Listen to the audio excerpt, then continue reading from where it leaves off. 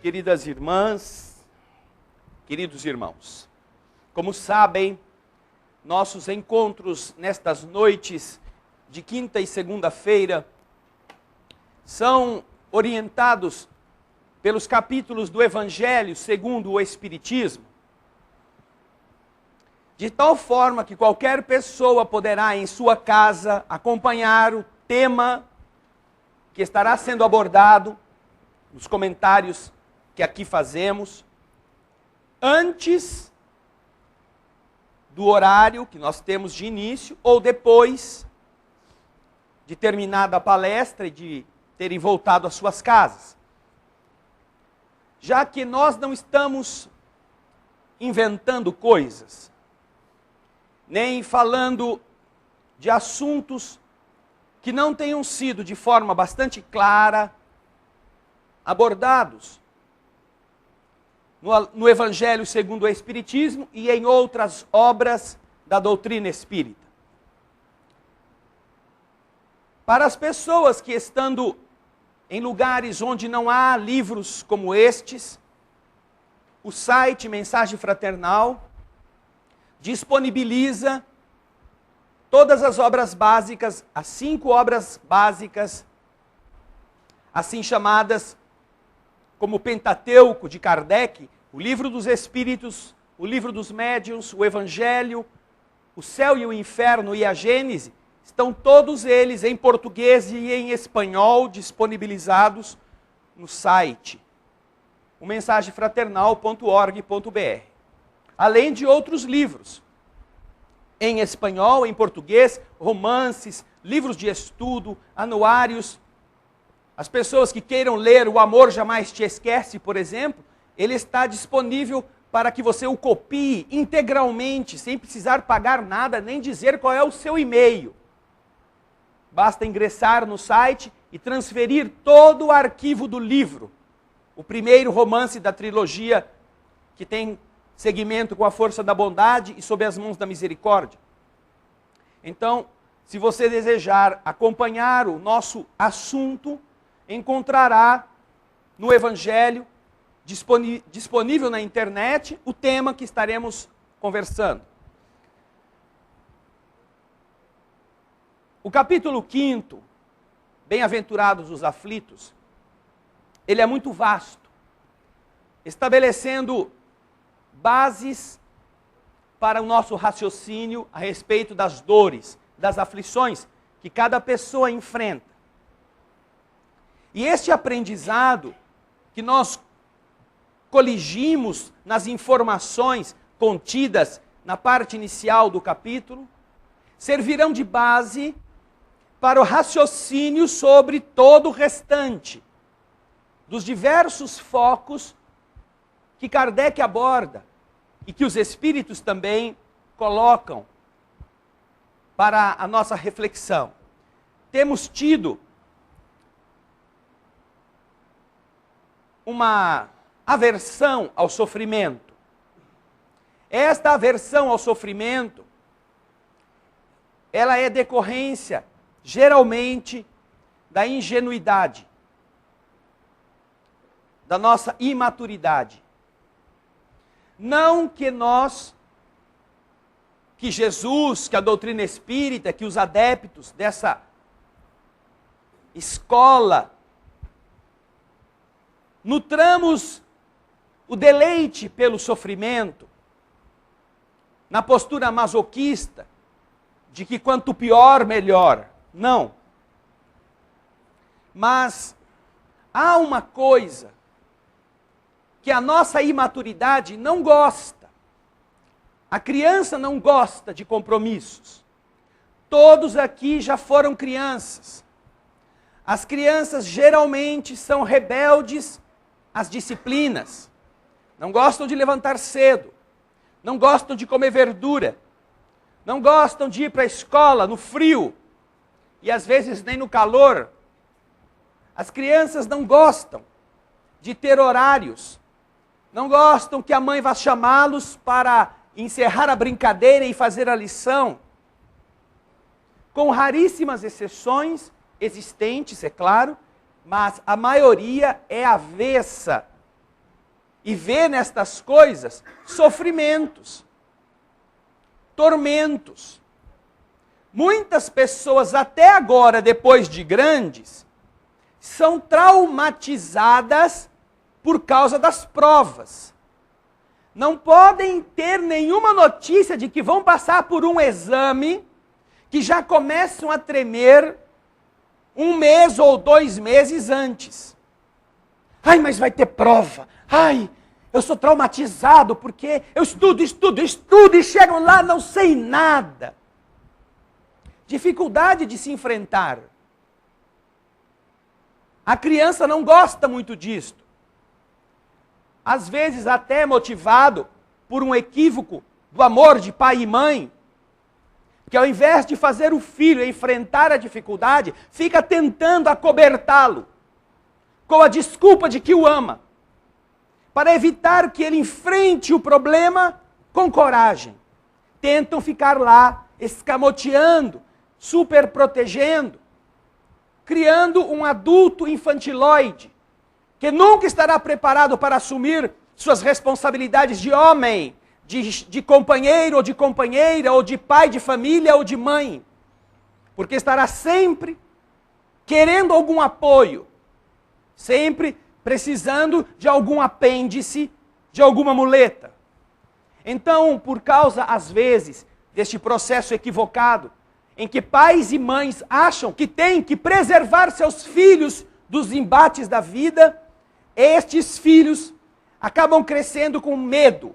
Medo de fazer prova, medo de ser testado, medo de tirar 0 ou de tirar nota baixa e ter que ser responsabilizado por isso. Então, começam os processos de fugir do dever através dos caminhos escusos. Fugir da necessidade de estudar através da cola, através da cópia, através da corrupção, através da fuga, da doença, do problema de saúde, da dor de barriga. Mas existirão situações em que nós não temos como fugir delas. Teremos que enfrentá-las. E é justamente quando isso acontece que o espírito cresce. Daí então ser, em primeiro lugar, uma postura que é preciso que nós reflitamos a seu respeito. Fugir do sofrimento. Fugir dele a todo custo. Por que isto? Porque nós ainda não criamos coragem suficiente para entender que a vida é uma escola e que esta escola produz desafios, que na alma dos acomodados significa sofrimento, mas na alma dos alunos dedicados significa capacitação, significa preparação para a próxima etapa. Não preciso aqui me referir por original ou por desconhecerem a beleza. Não preciso aqui enaltecer algo que por si só já nos traduz essa ideia em forma poética. Muitos de vocês conhecem. Quem passou pela vida em brancas nuvens e em plácido repouso adormeceu. Quem não sentiu o frio da desgraça, quem passou por esta vida e não sofreu, foi espectro de homem, não foi homem. Só passou pela vida e não viveu. Espectro aqui, no sentido de fantasma. Foi um fantasma de gente, não foi gente. Só passou pela vida, mas não esteve vivo. Porque viver é exatamente este processo de sermos testados, de termos exames, de termos provas, que exigirão de nós preparo, exigirão de nós coragem, exigirão de nós uma postura, através da qual nós nos esculpimos, nós nos conhecemos. Como estamos vivendo em uma sociedade que cria covardes, porque enaltece as facilidades em excesso. E pode observar, condena tudo aquilo que exija das pessoas algum esforço.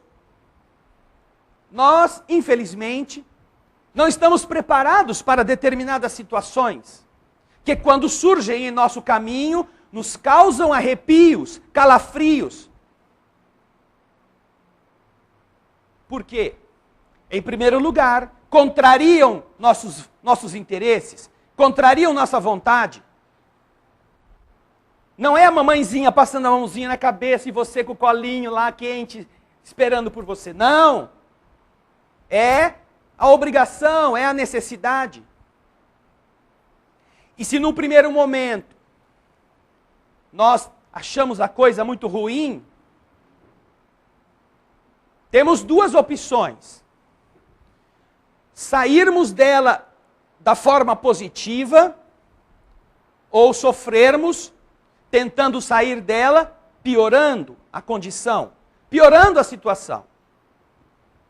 Então, alguns passam pela prova da dificuldade material, do desemprego, da carência de recursos.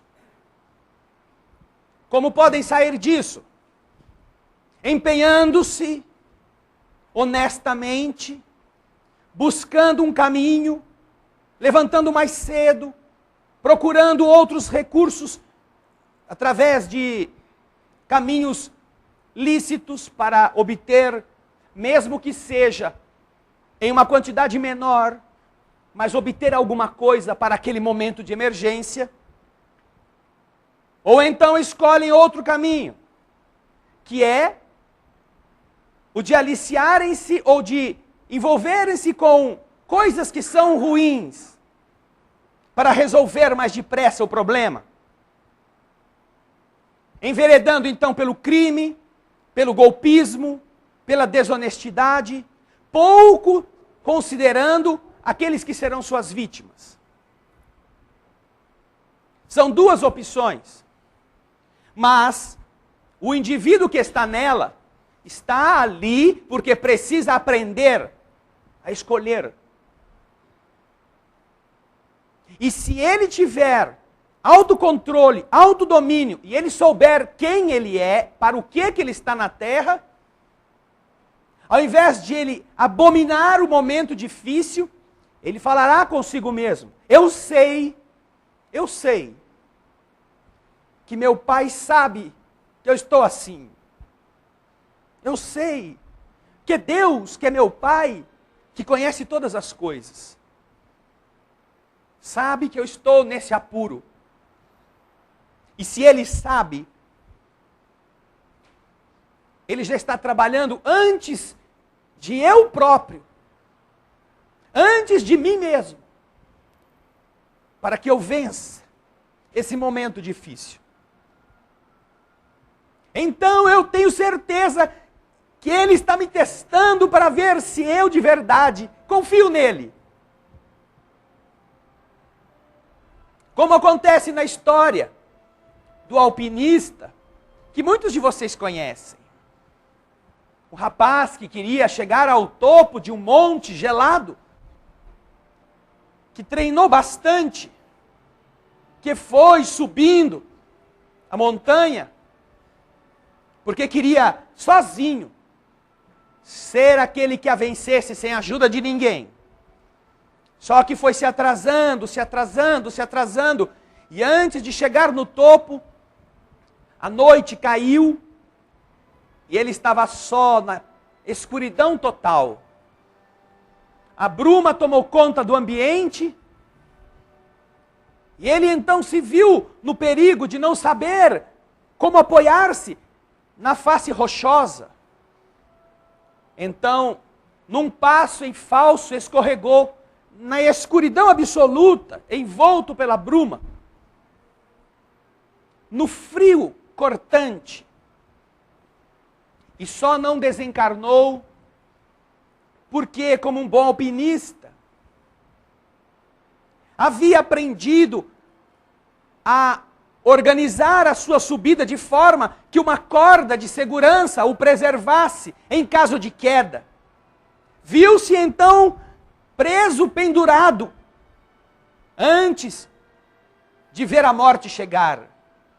Mas na escuridão total, não tinha ninguém para ajudá-lo a sair dali. Não era lá muito afeito a rezar. Mas, nesta hora complicada, em que foi salvo apenas por um gancho de metal e por uma corda resistente que o prendia, mas no ambiente hostil corria o risco de vida do mesmo modo, no gelo da noite, começa a gritar: Deus, me ajude! Deus, me ajude a sair daqui! Ele que não acreditava muito em Deus, mas que agora não tinha lá para quem apelar. Então, naquele silêncio, naquela vastidão escura, escuta uma voz. Você acredita em mim? Uma voz assim que o choca. Quem é você? Responde o moço. Você me chamou. Quer que eu te ajude? Claro que eu quero, senão não tinha chamado. Até na hora da dificuldade, o bicho era mal criado.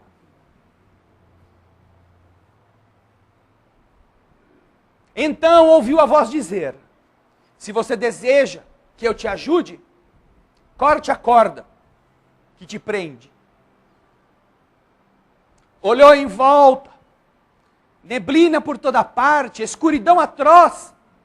Estava preso somente por essa corda. Corte a corda. Quer que eu te ajude? Você me chamou, corte a corda. E ele pensou em tudo aquilo que ele tinha conseguido na vida por ele mesmo. Inclusive estar vivo até aquele momento. Pelos pinos de segurança, pela corda resistente. Como é que agora ele poderia desprezar essa chance e cortar a corda? Morreria na escuridão, caindo no buraco. Agarrou-se na corda com as duas mãos e disse: daqui eu não saio. É a única segurança que eu tenho. Não ouviu mais a voz de Deus. E também não pediu opiniões erradas nas preces de desespero. Como não voltar ao acampamento, os amigos alpinistas, dando sua falta, saíram a buscá-lo. Mas era tudo muito escuro, tiveram que esperar o dia clarear naquele frio de cortar. E quando, fazendo os passos do alpinista, chegando aos pés do monte que ele iria escalar no dia anterior, encontraram por fim o amigo, pendurado na corda, morto, endurecido, oscilando pelo vento, a 2 metros do chão. Apenas porque não quis cortar a corda. Às vezes, nossas dores são esses testemunhos, em que a ajuda divina parece ser aquela mais improvável, mais dura, mais cheia de desafios do que o próprio problema. Mas quando nós entendemos que se estamos passando por aquilo, é porque o Pai sabe. E se nós acreditamos nessa força poderosa, que cada um dá o nome que queira, que é capaz de organizar todo o universo com a exatidão que conhecemos somente em uma pequenina parcela, haveremos de imaginar, se escolhermos o caminho adequado ao nosso desenvolvimento, que aquele Senhor está nos se ocupando de nos ajudar de alguma forma. E às vezes precisa que a gente perca o único ponto de apoio para que a gente se salve. Mas, quando nós não temos nos motivos de resignação de que fala o Evangelho nesse capítulo, quando nós não temos essa certeza, quando a fé para nós é uma interrogação mal disfarçada no meio dos objetos e das ambições que carregamos na vida, quando nós frequentamos lugares sem que esse Jesus entre em nós, sem que estas leis sejam entendidas, nós escutamos, corte a corda, mas não cortamos. Nós escutamos, aguente mais um pouco. E ao invés de aguentar mais um pouco, nós pioramos a situação. E impedimos que o amor divino nos ajude se tivéssemos tido um pouco mais de paciência. Motivos de resignação de que fala o capítulo 5 fazem com que nós entendamos que as dificuldades não são construções da maldade de Deus, são provas da escola da vida. E que aqueles que não passarem por elas, não apenas não terão sido alunos, mas não terão estado vivos. Perderão todas as chances. Terão que recomeçar de novo o ano escolar. E enfrentar de novo as mesmas coisas. Quando compreendemos então as leis do universo, que são muito mais amplas do que uma única existência, como nos fala aqui o capítulo 5, neste trecho, olhamos nossos tormentos de uma existência, como quem sabe que aquela será uma apenas, em toda a vastidão de existências que teremos. E então aprendemos com os espíritos amigos, que nos ensinam, olhando toda a gama de vidas que já tivemos e que teremos, que o objetivo está lá adiante, que é feita uma escada com vários degraus, mas a escada é mais importante do que um degrau. E você sabendo passar por cada um, você chega ao topo onde ela conduz. Daí os espíritos explicarem que as dificuldades de uma existência se equivalem, se parecem, são assemelhadas a uma situação que o Evangelho coloca da seguinte maneira: nós somos um indivíduo extremamente endividado. Temos dívidas sobre dívidas. Pelos nossos desatinos, pelas coisas erradas que já fizemos. E então, o nosso credor nos convoca e diz assim: André, você tem esta dívida deste tamanho, que para você pagá-la talvez precise de 1.500 encarnações, de sofrimentos, de resgates, recolhendo os espinhos que você jogou no caminho dos outros. Mas gostaria de saber se você aceita uma oferta que te faço. Você me paga a 100ª parte dessa dívida agora. Tudo o que você me deve não importa. Tudo o que você deve à justiça do universo não interessa. Se você estiver disposto a pagar a 100ª parte da dívida, e você o cumprir, consideraremos que toda a dívida está paga. Toda ela. Então, quando você entende o mecanismo da responsabilidade da vida, em que você tem que reparar o mal que fez, E que você olha para o passado e vê o tamanho dos erros cometidos e olha para o futuro e vê, meu Deus, eu estou perdido. E então recebe uma proposta,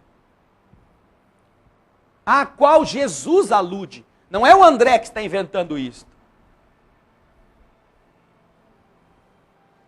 O que você acha disso? É ruim? Essa proposta de você pagar 1/100 e ter toda a dívida considerada nula, será que é ruim ou você prefere pagar a dívida inteira? Poxa, que presente! Presente de pai não costuma ser tão generoso assim. Senhor, se isso não é uma dessas promoções de loja só para enganar a gente, dessas que os homens fazem na televisão, não é? Se isso é de verdade uma proposta, eu não mereço isso. Mas se o Senhor mantém a oferta, juro, Senhor, que eu aceito. E tudo vou fazer, tudo farei, para que esta 100ª parte honre no esforço, no devotamento, no sacrifício de mim mesmo. Honre todo o perdão da dívida que a bondade do universo me está concedendo. Nós não recebemos prêmios assim de praticamente ninguém. É isso que o Evangelho nos explica. Quando falando das dores, nos faz entender que essas dificuldades que agora possam estar em nossa estrada corresponderão, na medida em que você entenda as leis do universo, a 100ª parte da sua dívida, grandiosa, imensa, impagável. Que se nós soubermos honrá-la de forma resignada, de forma positiva, de forma a nos educar com ela, então, tudo mais será considerado passado, quitado. Sabe por quê? A finalidade da lei de causa e efeito não é como muitos pensam, não é como muitos espíritas pensam, fazer você sofrer o que fez o outro sofrer. Não, Deus não é um contador rigoroso, exigente. Deus não tem uma grande indústria contábil, onde livros imensos vão registrando em vermelho o que devemos e em azul o que pagamos. Deus é um pai que deseja que o seu filho aprenda. E então, se naquela existência em que a dor nos fustigou a alma, nós nos empenhamos para cumprir nosso dever, para enfrentar o desafio sem rebeldia, sem procurar o caminho esquivo, sem procurar a trilha do crime que nos faria comprometermos-nos novamente com o erro. Se nós soubermos atuar de forma positiva, mesmo sofrendo, o universo se contenta com a nossa transformação. Essa é a finalidade do universo. Não é nos ver chorando pelo exato tempo que nós fizemos os outros chorarem. Não. É nos ensinar que nunca mais nós devemos fazer alguém chorar. Nunca mais. E se em uma vida a gente aprender isso, se em uma vida a gente estiver desempregado e não roubar nosso semelhante, preferindo até pedir esmola ao invés de fazer outro sofrer com nosso crime, se em uma vida nós formos abandonados pelo marido, pela esposa, e nós tivermos a honradez de lutar heroicamente para criar os filhos, sem odiar aqueles que foram embora, sem desejar o mal dos outros, se em uma vida tivermos doenças que fustiguem a nossa alma, e ao invés de nos deixarmos arrastar pelo sofrimento, pela depressão, pelo medo, pela rebeldia, nós servirmos de exemplo para os que estão sãos, a fim de que eles tenham coragem de enfrentar seus probleminhas, só de olharem a nossa capacidade de superar em nós mesmos as nossas dores físicas ou morais. Se em uma vida nós formos injustiçados e apesar disso não fizermos injustiça para os outros, o universo olhará para nós como um professor olha para o aluno que acertou a questão na prova. Pode ter repetido 1000 vezes a mesma série. Pode ter sido um péssimo aluno por anos a fio. Mas por fim ele aprendeu. Por fim ele sabe fazer a conta. Por fim ele é capaz de superar suas debilidades. Por que sofrer mais? O universo não é o inferno. Agora que você aprendeu, puxa vida, agora você já não precisa mais ser o devedor que vai pagar o mal pela lágrima. Não. Agora você pode ser o ajudante do universo, que vai ajudar outros com o seu suor. Porque agora você já sabe, agora você já não está mais na fileira dos que têm contas a acertar. Agora você já sabe, então agora será mais fácil. Porque você já não estará mais trabalhando, senão pelo bem de todos, senão pela felicidade das pessoas que estão com você, aquelas que você conhece, as que você não conhece, porque você aprendeu que a felicidade delas, só esta felicidade delas, é que vai ser a sua. Quando entendemos que Deus criou o universo desta maneira, aprendemos que enquanto queremos ser felizes, ao mesmo tempo que outros choram, o egoísmo em nós é maior do que o amor.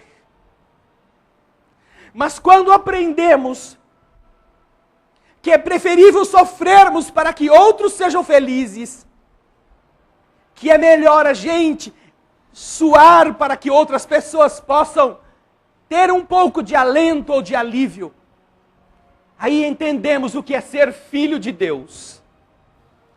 Filho da força mais gloriosa e poderosa do universo. Da que mais trabalha, da que mais serve e da que menos aparece. Então já não somos mais um adversário da lei. Não somos mais um meliante da justiça preso nos cárceres da dor. Não. Nós já somos estagiários, monitores, ajudantes dos professores. Já somos o faxineiro da escola, já somos aqueles que arrumam a sala de aula, que apontam os lápis, que apagam a lousa, que arrumam os banheiros, que vão ver se há água nos bebedouros. Já somos alguém que não importa que não sejamos importantes. Já estamos fazendo alguma coisa pela satisfação de estarmos na escola. Por isso é que, quando aprendemos a lógica das leis do universo, esta, por exemplo, que nos ensina isto, não reclamaremos da dificuldade. Aceitaremos enfrentá-la com galhardia, não como derrotados, que olham para Deus e dizem: como é? O Senhor não vai dar um jeito nisso aqui não? O Senhor é injusto comigo? Não. Ao contrário, diremos como Mary Jane, a negra americana que, filha de escravos, nunca teve direito de estudar, ou nunca teria, se não tivesse recebido uma bolsa de estudo de uma de uma negra que havia conquistado esse direito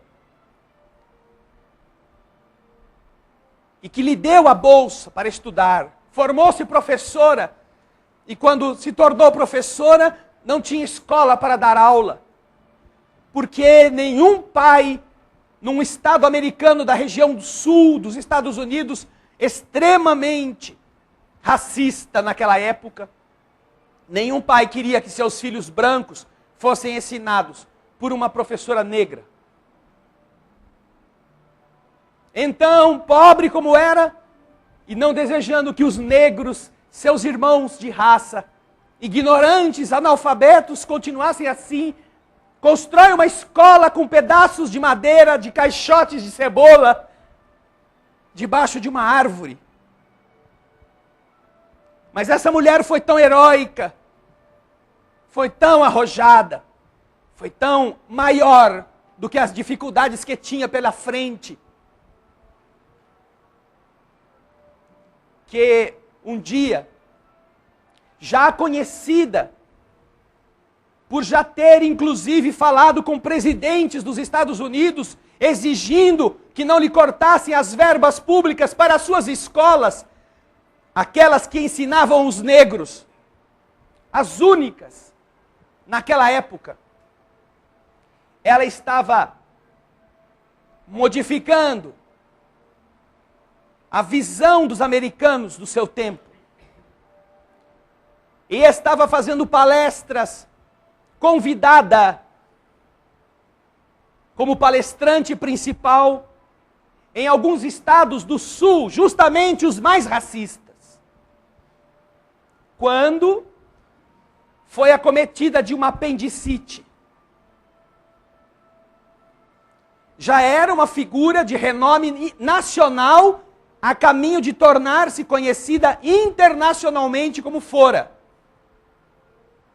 E então, ligaram para o hospital, pedindo que preparassem a sala cirúrgica de emergência, porque havia uma pessoa com apendicite a ponto de supurar.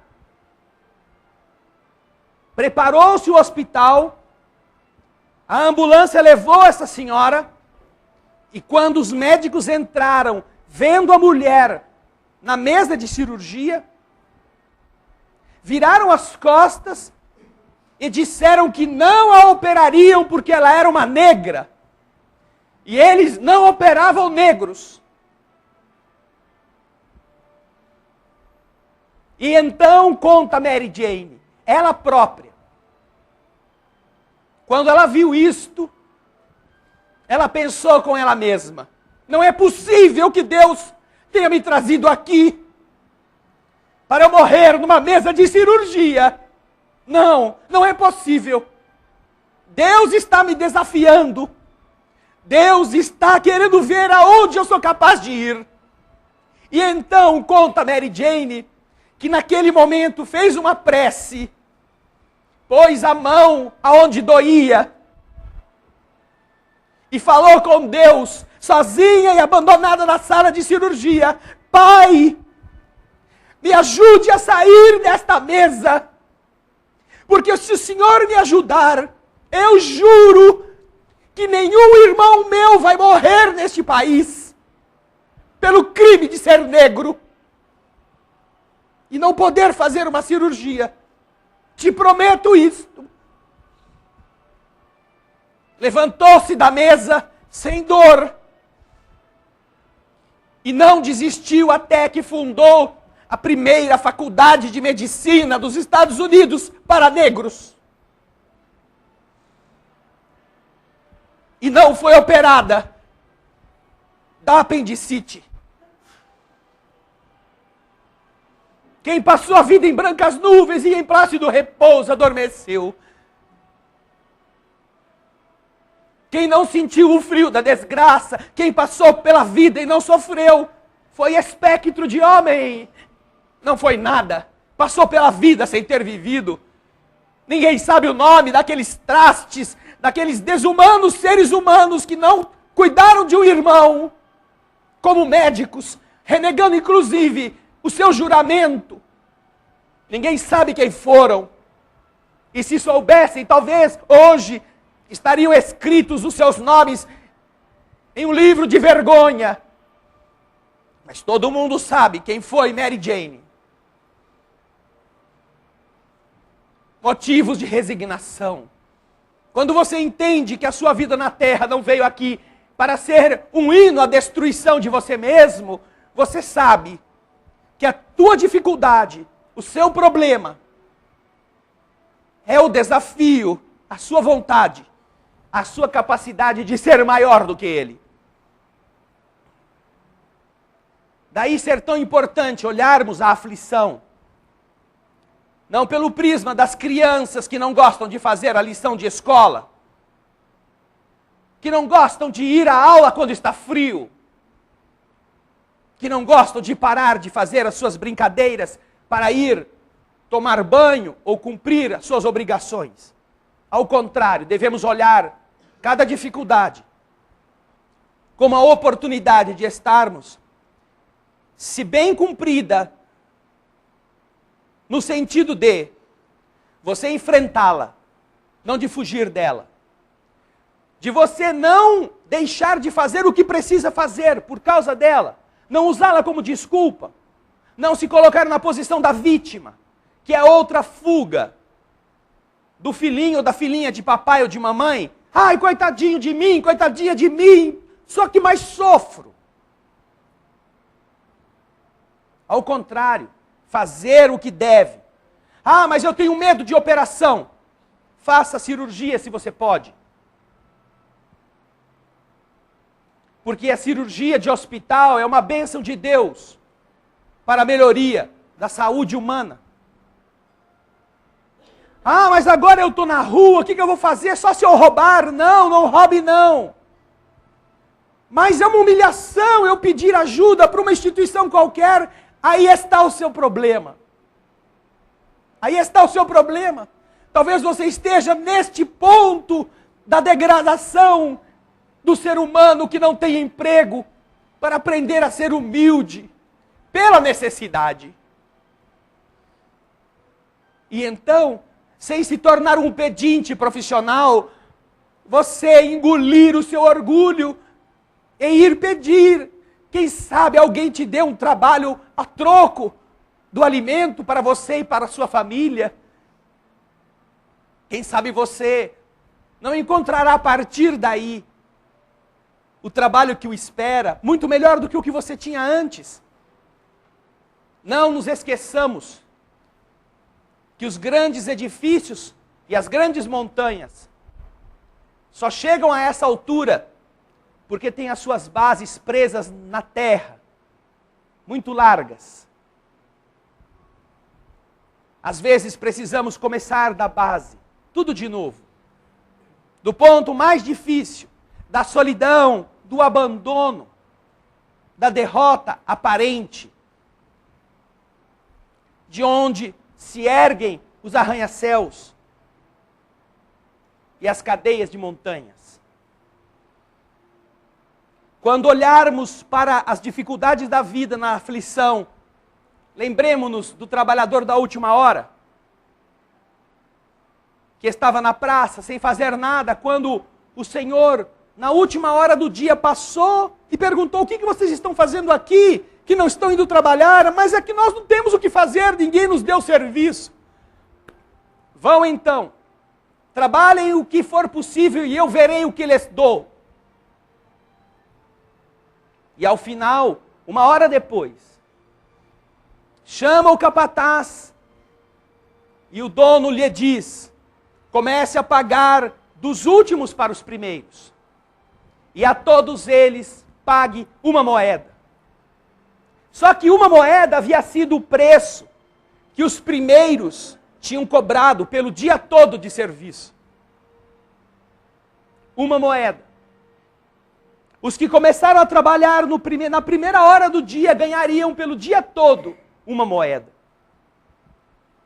E os que foram trabalhar na última hora ganharam uma moeda.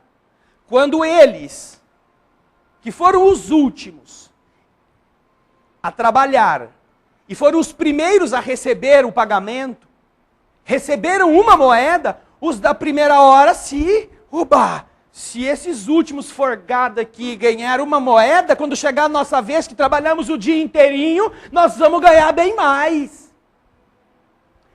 No entanto, quando lhes chegou a vez, quanto eles receberam? Uma moeda. E ficaram bravinhos, ficaram nervosos, acharam que isso foi injusto. E então veio o dono da fazenda, aqueles que havia logo no primeiro dia, no primeiro horário, contratado o serviço, e lhes perguntou: quanto vocês cobraram pelo dia de serviço? Uma moeda. Quanto vocês receberam? Uma moeda. Não lhes devo nada, nem lhes fiz injustiça. Paguei aquilo que vocês haviam tratado comigo. Agora, qual é o problema se a mim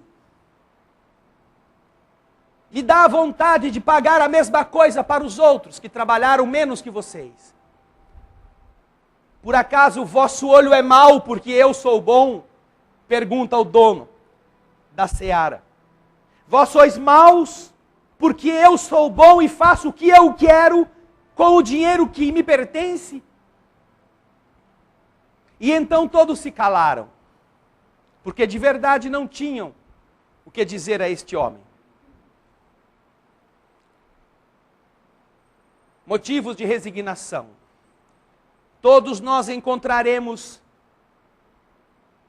estes ensinamentos. E a nossa dor, a nossa dificuldade será menor quando entendermos a lei do universo e nos inserirmos nela como este trabalhador que está cumprindo uma pequena parcela do que deve, para que de verdade toda a dívida seja transformada em outra coisa. Daí não reclamarmos, ou aprendermos a não reclamar.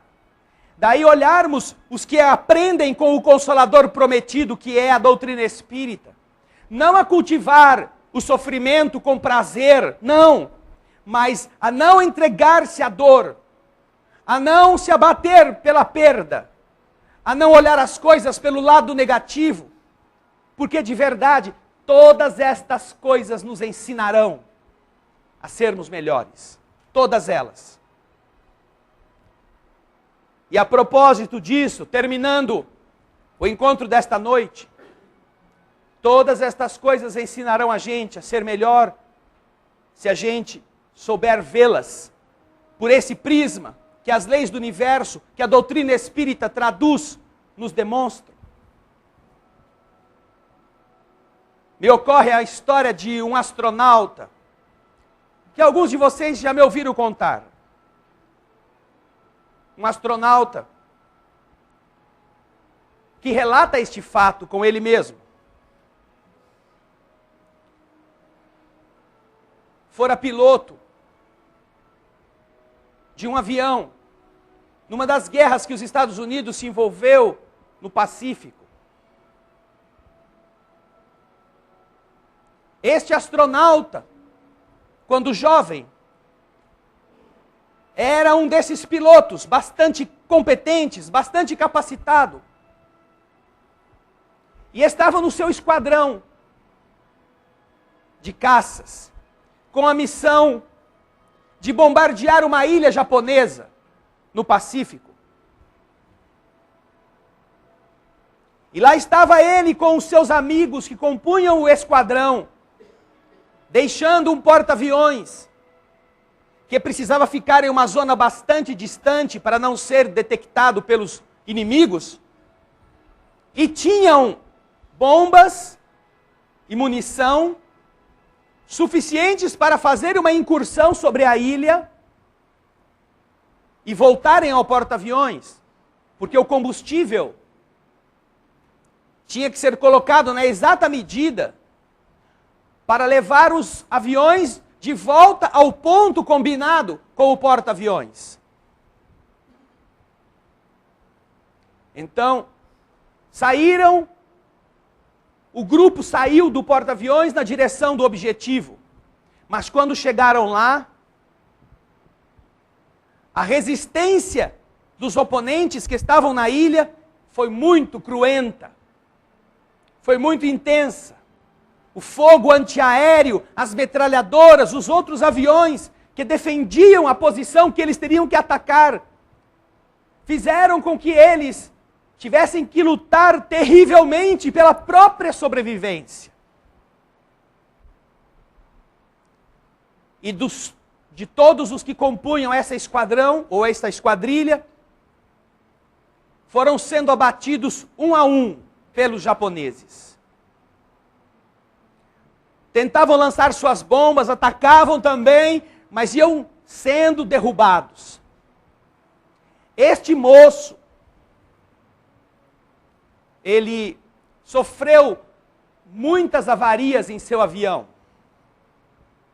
Mas, competente que era na pilotagem, conseguiu evadir-se de todos os ataques.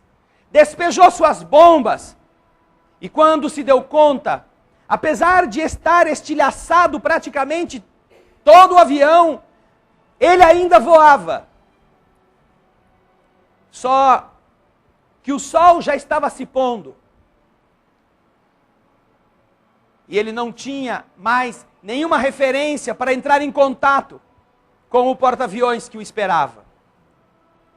Um dos tiros havia atingido o painel, tinha destruído o rádio.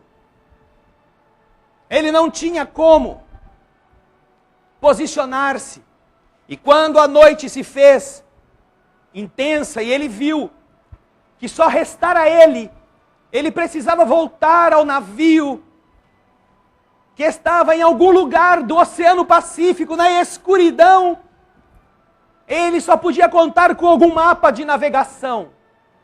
E a única luz do cockpit, do local onde ele estava, com as janelas todas arrebentadas, estilhaçadas, e ele tentando no vento segurar o mapa para ver como fazer ao porta-aviões chegar o seu avião. Sabia que não conseguiria. Não tinha como pedir informações da posição do navio. Olhava para o tanque de combustível que já estava dando sinais de que não duraria muito. Olhou para o céu, viu aonde o sol tinha acabado de se pôr, tentou ver as estrelas para tomar mais ou menos o rumo. Mas manteve-se o mais alto possível para divisar a distância, o que ele conseguisse. O oceano à noite é um tapete escuro num ambiente sem luz. Apenas ele com o avião e a única lâmpada que lhe deixava ver um mapa. Tentava olhar para as ilhas e ver algum ponto de referência, alguma luz acesa e não via nada. Então não lhe ocorre outra coisa a não ser falar com Deus. Senhor, por que o Senhor me trouxe aqui? Meus amigos morreram como heróis, mas eu sobrevivi. E sobrevivi para não ter aonde ir, porque vou morrer aqui também, vou morrer afogado. Talvez tivesse sido melhor que eu morresse no fragor da batalha, estilhaçado, explodido, do que voltar e não conseguir chegar. E enquanto ele estava desabafando com Deus, um último curto-circuito fez apagar a luz do painel. Desgraça pouca é bobagem, poderíamos dizer, não é? E foi exatamente isso que ele fez. Está vendo agora? O que adianta eu rezar para você me ajudar? Eu estou pedindo para você me ajudar e olha o que você faz. Me dá a escuridão como presente. Muito obrigado. Com este mapa agora como é que eu vou me virar? E jogou o mapa para fora. Eu vou morrer afogado. E voando a esmo, sem rumo, revoltado, porque preferia ter morrido lá na guerra mesmo, abatido pelo inimigo, ele começou a acostumar as suas pupilas à escuridão. E então foi assim que ele conseguiu ver que no oceano havia um tapete iluminado que ele não estava vendo até então, porque a luz de dentro da sua cabine não deixava. Então ele se lembrou das lições que teve, que os navios com as suas hélices produzem às vezes rastros de luz nos organismos que estão no oceano, que ao sentirem o contato da revolução das hélices, emitem uma iluminação própria deles. Lá estava o caminho. Começou a ver a estrada que a coincidência tinha aceso para levá-lo de volta ao navio. E quase sem combustível, tomou aquele rumo que o levou ao porta-aviões que o esperava, o único sobrevivente do ataque, que só chegou vivo porque a luz se apagou. E por quê? Podem perguntar vocês, por que que esse moço precisou ser testado? Porque Deus precisava dele. O Criador e as forças do universo contavam com ele, porque menos de 20 anos depois, ele era o comandante da Apolo 13, a nave que ia levar os astronautas à Lua, até que um acidente explodiu o reservatório de combustível, sem matar os astronautas, e precisavam de alguém que tivesse sangue frio, que já tivesse visto a morte de perto e não ter perdido a esperança de viver, para comandar a maior e mais audaciosa experiência de resgate que o ser humano já viu na sua história humana de todos os tempos. Toda a humanidade se uniu orando por aqueles irmãos de todas as nações. Não havia mais inimigos, não havia mais europeus, americanos, todos pediam a Deus que aqueles 3 homens fossem abençoados. E graças ao esforço dos que estavam na terra, da oração de toda a humanidade, e da capacidade daqueles homens, e da experiência daquele piloto, que havia sobrevivido ao ataque na escuridão da noite, voltado ao navio, eles conseguiram voltar à terra, vivos. Jim Lovell conta essa história. A história da vida dele na guerra. E nós entendemos por que Deus precisava dele. Para uma missão muito mais importante. É assim que Deus faz com cada um de vocês.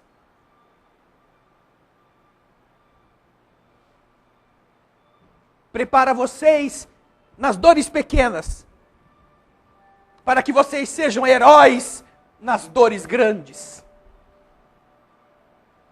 Para que saibam dar equilíbrio aos que não têm onde buscá-lo. Para os que sejam capazes de dar esperança e paz aos que não sabem onde encontrar isto. A bondade do universo não nos massacra, nos prepara para sermos mais fortes, sempre. Motivos de resignação. Pensem neles. Antes de reclamarem. Antes de se queixarem. Talvez vocês estejam se queixando exatamente do que vai salvá-los. Da corda que precisava ter sido cortada. E da lâmpada que precisava queimar de verdade. Para a gente ficar no escuro completamente e descobrir a bondade de Deus que usa os minúsculos seres viventes debaixo do mar para iluminar a estrada que nos conduz ao destino seguro. Pensem nisso, queridas irmãs, queridos amigos. Viver é a maior emoção que a gente poderia sentir em qualquer época da existência.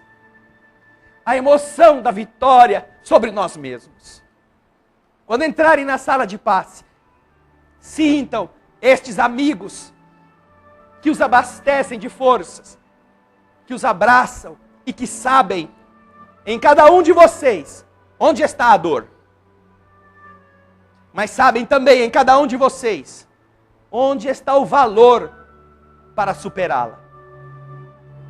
Muita paz. Obrigado, Jesus, pela possibilidade de unirmos-nos em Teu nome, na elevação do nosso sentimento, na vibração em favor da humanidade. Ainda que neste momento, em muitos lugares, as pessoas se unam em orações, a pedirem por si mesmos, por suas dores, por suas angústias. Aqui, entretanto, nosso esforço, confiando que você já conhece nossas necessidades, é de ofertarmos algo de nós em favor da humanidade. Que a nossa prece seja uma fagulha que você reúna em um pequeno feixe e das energias, das vibrações sinceras que ofertemos, a tua capacidade, a tua generosidade, Jesus querido, possa multiplicar e fazer chegar a irmãos de toda parte, irmãos aflitos que morreram afogados, arrancados de suas casas por ondas que não viram, irmãos soterrados pelos tremores que não cansam de agitar a superfície, criaturas que sequer tiveram tempo de saber o que lhes aconteceu. Entre tantos feridos, desabrigados, irmãos afogados nas tormentas, irmãos brasileiros também sofrendo nas tragédias das enchentes, enquanto em outra parte, no calor causticante, criaturas morrendo por lhes faltar o básico que as poderia salvar. Olhando para tanta dificuldade, Senhor querido, nós que às vezes não conseguimos administrar nossa meia dúzia de probleminhas, ficamos pensando, nós que às vezes reclamamos tanto da própria cruz, pensamos como deve ser difícil ser Jesus.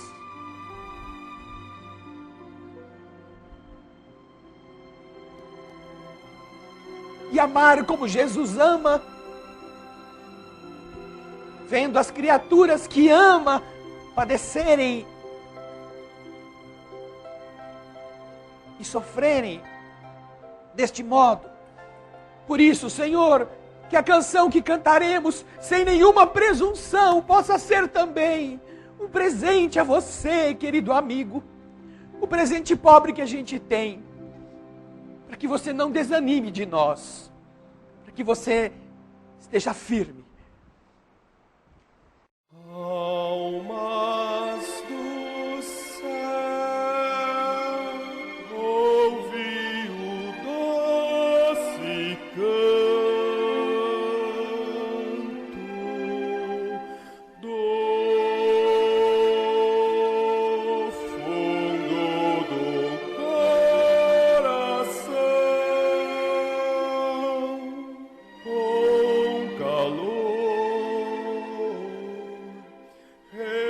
hálito de perfume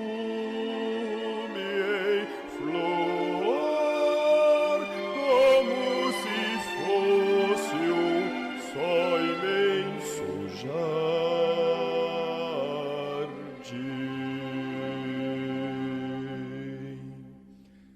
É a voz do bem que o Cristo tem para espalhar por toda a terra e fazê-la cantar.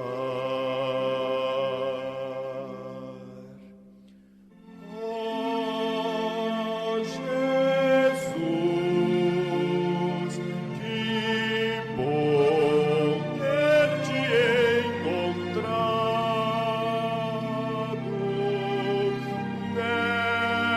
nesta estrada de paz e luz.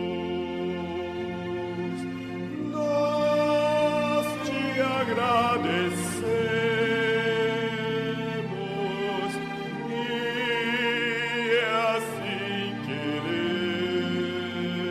queremos te espalhar, te dividir com quem não sabe sorrir, a quem ficou na solidão. Deixa eu estender a tua mão a quem precisa te encontrar.